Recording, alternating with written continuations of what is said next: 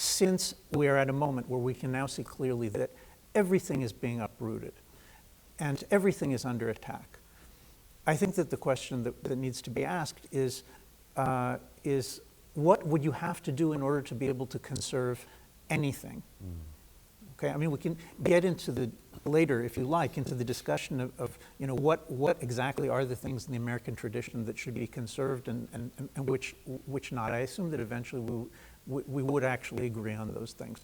But the core of the discussion today has to be, we live in a world in which nothing is conserved.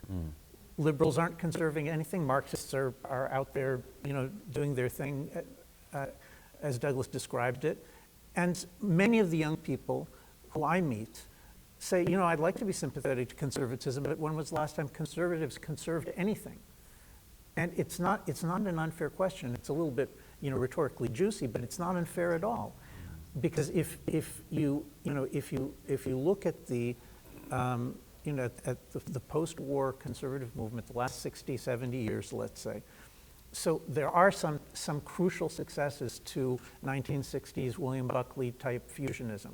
For example, that form of conservatism defeated the Soviet Union. That form of conservatism rolled back socialism for an entire generation. It certainly has important things to be said for it. Even recently, I think we could say that Brexit, that returning national independence and sovereignty to the British people and to the British Parliament is an ongoing piece of success of Buckley-style conservatism. So, it has very great accomplishments to it. On the other hand, I think that when these young people say, what have you conserved?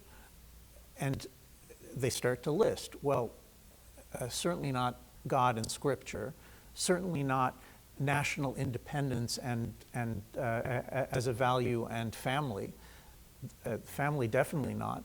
So at this point, the distinction between man and woman is not being, is not being conserved, and you can keep going. I mean, Douglas will give you a catalog, each thing worse than the next, and guess what? They're not done.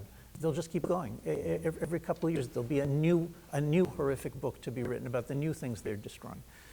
So the question of the most fundamental question that we have to address is, what would it look like to actually transmit things from generation to the next? What would you have to do? What would need to be done? Because if you're not having that discussion, then it's very important to see where we are and understand we're about to go off a cliff. But we also need to offer people something that they can do. If you wanted to conserve, if you wanted to transmit an inheritance, how would you go about doing it? That's the reason that I wrote this book, which is very long, as you can see.